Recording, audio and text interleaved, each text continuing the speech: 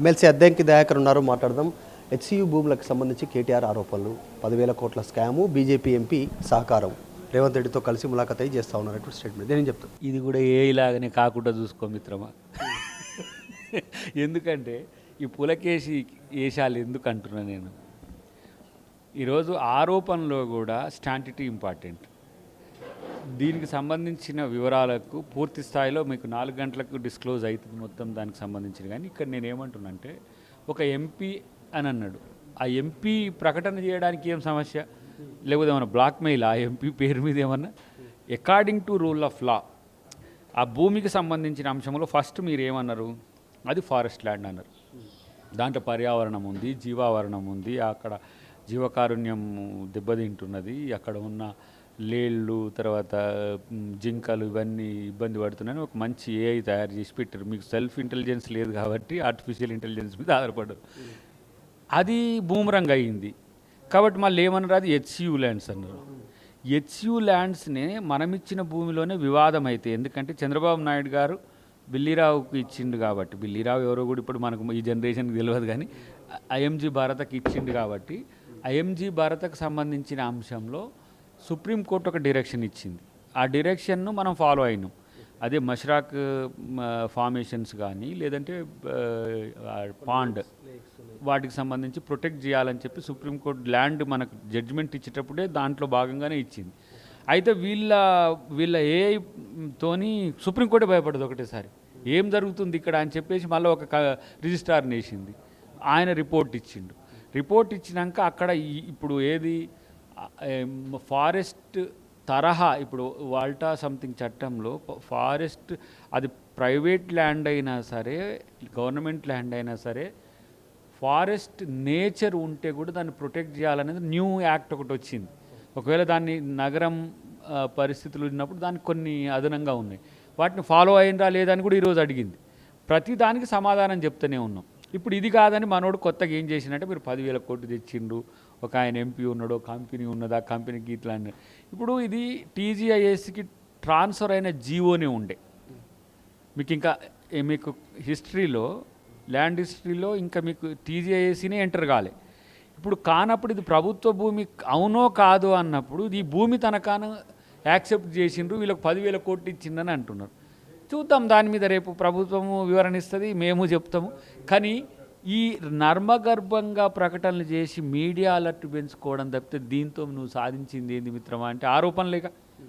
నేను కూడా అంట 400 ఎకరాల్లో మనోడు 30 ఎకరాలు ఎవరో ప్రైవేట్ కంపెనీకి ఇచ్చి ఆయన కూడా ఒక 10,000 కోట్లు తీసుకున్నాను. కట్టింది కదా ఆడ కూడా, నీ హయాంలోనే కదా, నువ్వు మున్సిపల్ శాఖ మంత్రిగా ఉన్నప్పుడే కదా. వాస్తవమేనా? అది కేటీఆర్ చెప్తా ఉంది ఏంటంటే, మేము కూడా మా హయాంలో కూడా భూములు అమ్మినాం, వాస్తవమే. కానీ ఇక్కడ జిహెచ్ఎంసీ సరౌండింగ్ కానీ హెచ్ఎండి కానీ వాళ్ళకు ట్రాన్స్ఫర్ చేసి వాళ్ళకే చెప్పినాం ప్లాటింగ్ చేయమని, ఎకరాల వైజ్గా డీజా చేసి వాళ్ళే ఆక్షన్కి వెళ్ళమని ఇట్లా సమీకరించినాం. వచ్చిన దాని మీద ట్యాక్స్ కట్టినాం. ఈ ప్రభుత్వం మొత్తం నిబంధనలు అక్రమీకరించింది, మెయిన్ ఇది క్రిమినల్ ప్రొసీజర్స్ ఉన్నాయి వెనకాల అనేటువంటి ఆయన. ఇగో టీజీఐఐసి అనేది అయితే, అంటే టీఎస్ఐఐసి కావచ్చు వాళ్ళ టైంలో, అది దాని రూల్స్ అండ్ రెగ్యులేషన్స్ మిత్రునికి అయితే తెలుసు కదా. హైదరాబాద్ పెరిఫెరల్గా ఉన్న ల్యాండ్స్ మీద ఆయన కంటే ఎక్కువ భూములు ఎవరు అమ్మలేదు కదా. ఇప్పుడు అదేంది ఆ నియోపోలిస్ ఏదో 100 ఎకరాలకు ఎకరం, 100 కోట్లకి ఎకరం ఆపింది మీరే, అమ్మింది మీరే కదా. ఆ నామ్స్ను డిస్ట్రక్ట్ చేస్తే మీరే వచ్చి పంచాయతీ చేస్తారని తెలుసు కదా. తెలిసినప్పుడు కూడా అంత పిచ్చిగా ఎందుకు కాంగ్రెస్ ప్రభుత్వం చేస్తుందని మీరు అనుకుంటున్నారు? మేము అమ్మాలనే ఉద్దేశమే కాదు అది.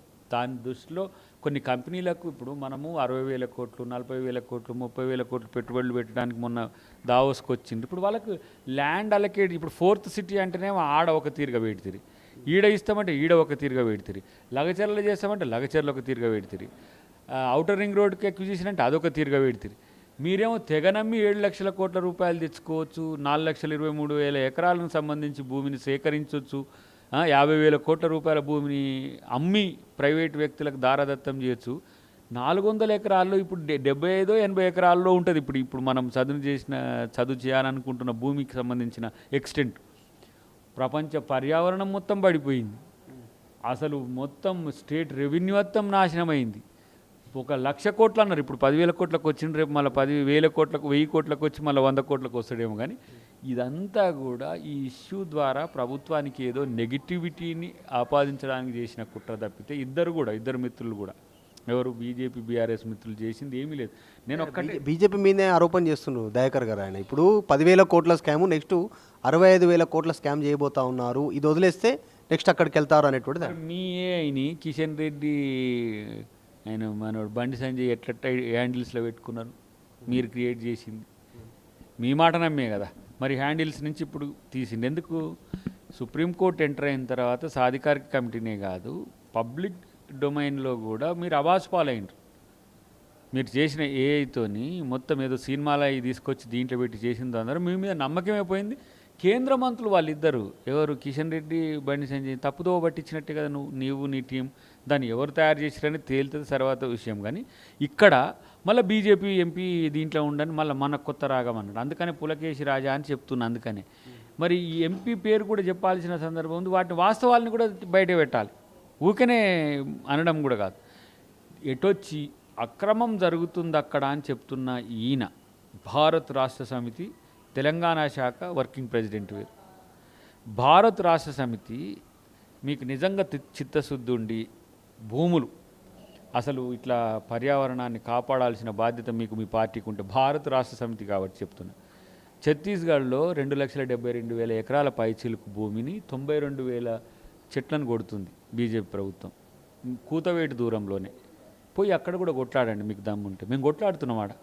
400 ఎకరాల్లో ఉండే 80 ఎకరాలకు సంబంధించి ఇంత బాధ ఉంది కదా. 80 ఎకరాల్లో మళ్ళీ అది ఆనుకొని ఉన్న పాండ్ కానీ ఈ ఫార్మేషన్స్ కానీ మళ్ళీ యూనివర్సిటీకి ఎడిషనే, అది యూనివర్సిటీకి ఎక్స్టెంటివ్గానే ఉంటుంది. దీనికే ఇంత బాధపడుతున్నాం. మరి బీజేపీ చేస్తున్న దానికి మీరు ఎందుకు కొట్లాడతలేరు? మీరు అంటే మేము తెలంగాణకే డెడికేటెడ్. తెలంగాణ ఎక్కడిది? మీరు తెలంగాణ రాష్ట్ర సమితి కాదు కదా, అది పోయి 3 సంవత్సరాలు అయింది. భారత రాష్ట్ర సమితి కదా. నిజంగా అంటే దయాకర్ గారు తెలంగాణలో ఒక డిఫరెంట్ పాలిటిక్స్ వస్తున్నాయి. మీరేమో బీజేపీ బీఆర్ఎస్ ఒకటని మీరు చెప్తారు, ఇద్దరు కలిసిపోతారని మీరు ఇట్లా చెప్తా ఉంటే వాళ్ళు చెప్తా ఉంది అసలు కాంగ్రెస్ బీజేపీ మొట్టమొదటిసారిగా ఇట్లా ఇంత రీతిలో సహకరించుకున్నటువంటి విధానం లేదనేటువంటిది వాళ్ళు క్లెయిమ్ చేస్తూ ఉన్నారు.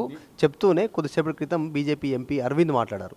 2018లోనే అప్పుడు కేసీఆర్ దిగిపోయే వాళ్ళు, అధికారం వచ్చేటువంటి అవకాశం లేకుంటే అప్పుడు పీసీసీ ప్రెసిడెంట్గా ఉన్నటువంటి ఉత్తమ్ కుమార్ రెడ్డి సహకారం వల్ల పేలవమైన అభ్యర్థులని బరిలో దింపడం వల్ల కాంగ్రెస్ అధికారంలోకి రాకుండా పోయింది, ఇంకోరు అధికారంలో అందుకే మళ్ళీ కేసీఆర్కి అధికారం వచ్చినటువంటి క్లెయిమ్ చేశారు.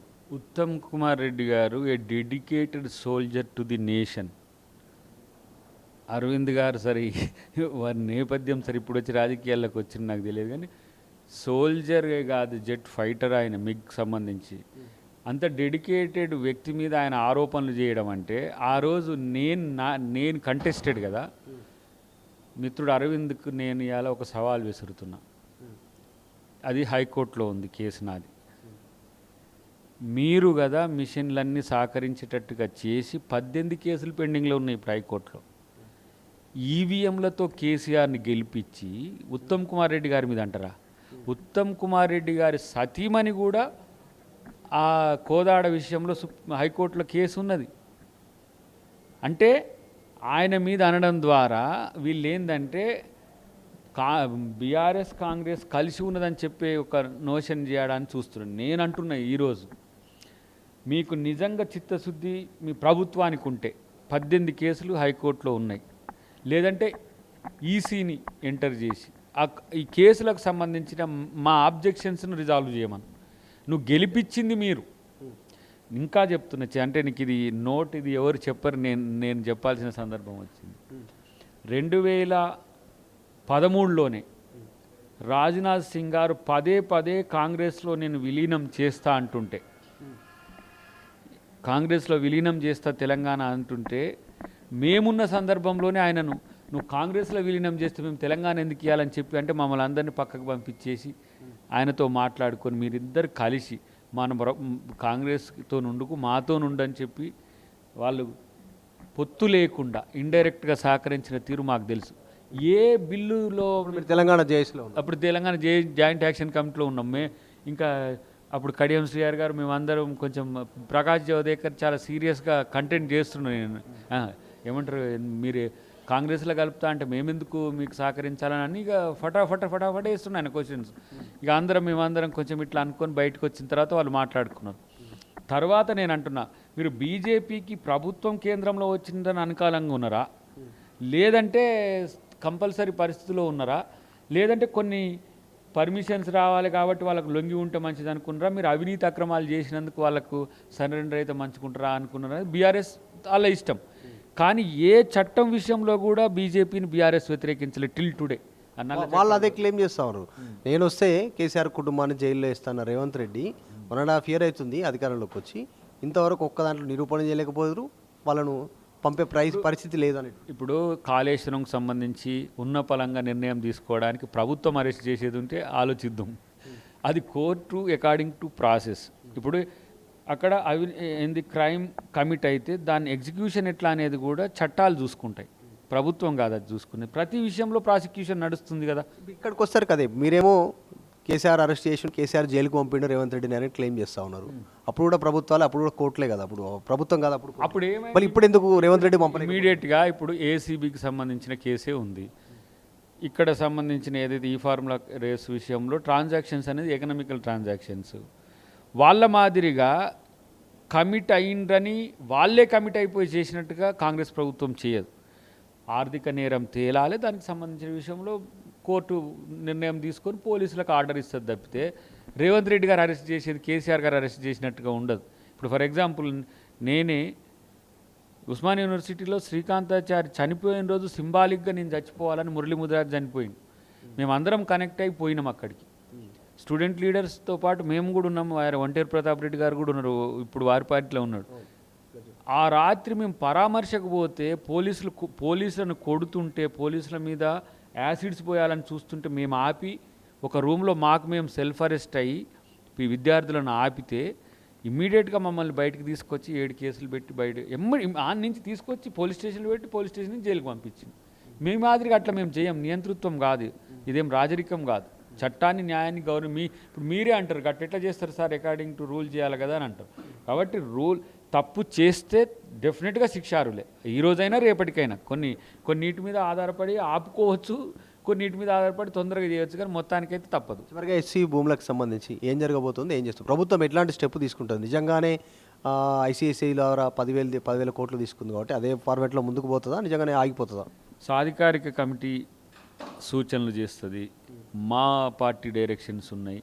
అన్నిటికంటే ముఖ్యంగా సుప్రీంకోర్టు కన్సర్న్లో ఉన్నది. అది సుప్రీంకోర్టును కాదని ముందుకు పోతామని చెప్పి వీళ్ళు అనుకునే పిచ్చి సన్నాసులు ఎవరైనా సరే కొంచెం ఇంగితంతో ఆలోచించండి. ఆరోపణల విషయంలో కూడా ప్రాపగండా చేసినట్టుగా చేయకండి. ప్రాపగండా అనేది పనికిమాలినోడు చేసేది. కానీ మీరు రాజకీయ పక్షాలుగా ఉన్నప్పుడు బాధ్యతాయుతంగా ప్రభుత్వానికి సూచించే హక్కుంది, విమర్శించే హక్కుంది, సలహా ఇచ్చే హక్కుంది. కానీ అబద్ధాన్ని ప్రచారం చేసే హక్కు లేదు. అబద్ధాన్ని ప్రచారం చేస్తే డెఫినెట్గా మీరు లయబుల్ అవుతారు. ఒకవేళ ఈ కోర్టుల నుంచి తప్పించుకోవచ్చు కాక ప్రజా కోర్టులతో మీకు తేలుతుందిగా మీరన్నట్టుగానే. కాబట్టి అబద్ధాలు ఎందుకు అనవసరంగా ప్రచారం చేసేది అనేది నేను చెప్తున్నా. ఇలాంటివి కాకుండా స్టాంటితో ఉన్న ఒక కన్స్ట్రక్టివ్ క్రిటిసిజం చేస్తే మాత్రం దానికి ప్రభుత్వం డెఫినెట్గా. పూలే విగ్రహం డిమాండ్ చేశారు కవిత అసెంబ్లీలో పెట్టాలని, మీరు దాన్ని PV మార్కులో పెట్టాలనేటువంటి ప్లేస్ చూసి రోజు కదా పులి స్టాప్ అక్కడికి మీరు అడిగిన దానికంటే పెద్ద చేస్తున్నాం. ఇది చాలా రోజుల నుంచి నీకు ఎందుకంటే చెప్తున్నా, మీరు మొన్న ఒక నెల రోజుల క్రితం కలిసినప్పుడు కూడా పొన్నం ప్రభాకర్ గారు, వేం నరేందర్ రెడ్డి గారు ఇవన్నీ మన మీనాక్షి నటరాజన్ గారు వచ్చిన రోజు కూడా చర్చ జరిగింది. ఇప్పుడు అక్కడ విగ్రహం ఏది, అంబర్పేటలో ఉన్నది విగ్రహం ఉన్నది, ఇంకేడేడ పెట్టాలి. అసెంబ్లీలో అంబేద్కర్ విగ్రహం అప్పుడు మేము కూడా ఉన్నాం, అప్పుడు జేఏసీలో ఉన్న నేను. పూలే విగ్రహాన్ని సామాన్యంగా ఉండొద్దు అనేది ముఖ్యమంత్రి గారి ఆలోచన ముందు నుంచి ఉన్నది. ఇప్పుడు మేము అక్కడక్కడ మాట్లాడుతున్నది తెలుసుకున్న తర్వాత వాళ్ళు ఏదో ఉద్యమం చేసిండ్రు, కానీ వాళ్ళు అసెంబ్లీలో పెట్టమన్నారు కాదు. అది ఇండియాలోనే అతిపెద్ద పూలే విగ్రహంగా ఉండే అవకాశం ఉంది. ఇద్దరిది ఉండొచ్చు నేను అనుకుంటున్నా. ఏది జ్యోతిబా పూలే తర్వాత అమ్మది కూడా ఉండొచ్చు, ఇద్దరిది ఉండొచ్చు, భార్యాభర్తలు ఇద్దరు కూడా ఉండే అవకాశం, సావిత్రిబా పూలేది కూడా ఉండే అవకాశం ఉంది. అది ఒక కమిట్మెంట్. విగ్రహం అనేది కంటే బీసీలకు రిజర్వేషన్ల అంశమే ఇంకా దేశం మొత్తం పెద్ద చర్చ జరుగుతున్నది. విగ్రహం ఇంకా సామాన్యమైన అంశమే. ఆయనను గౌరవించుకోవడం అనేది పూలే జయంతి నాడేదో ఆయనను పోవడానికి చెప్పడం కాదు, కానీ నిజంగా భారతదేశంలో ఇక్కడ ఓబీసీ ఎస్సీ ఎస్టీలు ఉన్న జనాభాకు అనుకూలంగా అంబేద్కర్ గారి విగ్రహం ఉన్నప్పుడు కూడా చాలామందికి పూలే గారి విగ్రహం ఉంటే మంచిదని ఒక ఆలోచన అప్పుడు కూడా వచ్చింది. కాబట్టే మనం మహాత్మా పూలే ప్రజాభవన్గా మనం మార్చినాం ఈ గతంలో ఉన్న ప్రగతి భవన్. అట్లనే పూలే గారి ఆశయ సాధన కొరకు ఆశయ సాధకుడుగా రేవంత్ రెడ్డి గారు ఉంటారు. విగ్రహం అనేది డెఫినెట్గా వాళ్ళకంటే ఎక్కువ కమిట్మెంట్ ఉన్నదనేది నా అభిప్రాయం. మీరెందుకు పెట్టలేదో మీరు ఆలోచించుకోండి. మీరే ప్రభుత్వంలో ఉన్నప్పుడు, మేము ప్రభుత్వంలో ఉన్న అంటే అప్పుడు నేను జేఏసీలో ఉన్న, కాంగ్రెస్ ప్రభుత్వంలో ఉండే, అప్పుడు మనోహర్ గారు స్పీకర్గా ఉండే, బట్టి గారు డిప్యూటీ స్పీకర్గా ఉన్నప్పుడు నేను గద్దరన్న కూడా ఒకసారి వచ్చిండు కోఆర్డినేట్ చేయడానికి. పెడితే బాగుంటుంది కదా, రాజ్యాంగం రాసిన ఆయన కదా అని చెప్పి అందరు తలో మాట అన్నది వారు కూడా చేసిండ్రు, కాదనిలేం. కానీ పూలే విగ్రహానికి సంబంధించి ఎప్పటి నుంచో చర్చ ఉంది, ఎక్కడ పెడితే బాగుంటుంది, తర్వాత ఏ స్థాయిలో పెడితే బాగుంటుంది అనేది ఒక 3-4 నెలల క్రితం నుంచే ఉన్నది. దాన్ని ఏదో మీరు నిజంగా అంబేద్కర్ గారి విగ్రహం పెట్టినప్పుడే పూలే గారి విగ్రహం గురించి కూడా ఆలోచింటే మీరు ప్రోగ్రెసివ్ థాట్ ఉన్నట్టు. మేము పెడదాం అనుకున్నప్పుడు మీరు ఏదో తాత్కాలిక ఫ్రేమ్డ్ మూమెంట్ చేయడం వల్ల కవిత ప్రయత్నం ఏం లేదు, మీరు ఆల్రెడీ అనుకుంటుంటే కవిత ఎప్పటి నుంచో ఉంది. నేనైతే వ్యక్తిగతంగా ముఖ్యమంత్రి గారికి చెప్పినా కూడా ఆ స్థాయి ఎందుకు ఉండాలంటే పూలే సామాజిక న్యాయ సిద్ధాంతమే ఈ దేశంలో అంబేద్కర్ రాజ్యాంగ రచనకు ఉపయోగపడింది. ఆయన 200 సంవత్సరాలు, ఇంకో 2 సంవత్సరాలు అయితే 200 సంవత్సరాలు అవుతుంది. ఆ రోజు ఆయన ఆధిపత్యానికి వ్యతిరేకంగా, ఆ రోజున్న సమాజంలో అంటరానితనానికి వ్యతిరేకంగా పోరాడిన మహనీయుడు. అలాంటి వ్యక్తి స్ఫూర్తితోనే అదే ప్రాంతం సంబంధించిన వ్యక్తి కాబట్టి అంబేద్కర్ గారికి ఆ ఇన్స్పిరేషన్ ఉన్నది.